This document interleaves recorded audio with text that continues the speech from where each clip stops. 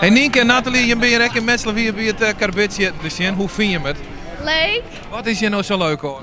Nou, knallen. Ja.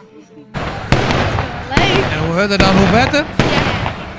En doe je hem, je doet ik wat, mag ik helpen of iets dergelijks? Nou, misschien de bal opheljen, maar was net. Hij er behalve een stuk of 20, 24 bussen ongeveer is het denk ik een grote carousel zelfs maken. Ja, nee, we hadden hem ook achter uit het midden van de landwij van Orenploeg. En we hadden 30 busjes aan. En op die carousel daar zitten stickers, 8 busjes nog van verschillend formaat. En dan een hele grut hier nog, ik neem het maar een minion, want zoals je dat doet, ja, die veegt wel, hij een mooi hekken en dan nog een bimmerwal daarachter, maar dat net genoeg. Nee, ja, of we maar groter hekken hebben, we maar eigenlijk vangnet hebben. Je maakt je er echt een activiteit voor. En je maakt je er echt een activiteit voor dwars van, hè? Want er is een tent, je mag gratis koffie, er kan eten en dronken worden. Ja, zeker. Ja, vanaf 10 uur maand beginnen we hier de meeste, ja, je die altijd zien ongeveer. En het komt net heel correct natuurlijk, maar ja, dan hebben we gratis koffie van de meesten die komen. En olieballetjes en zo staan op een bar, dat kun je gewoon zo pakken.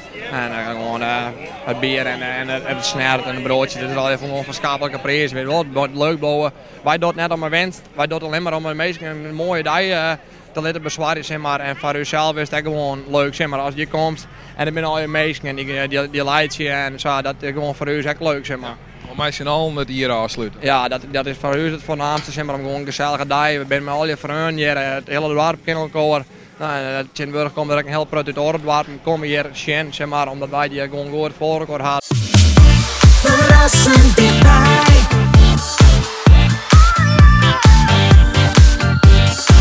RTV en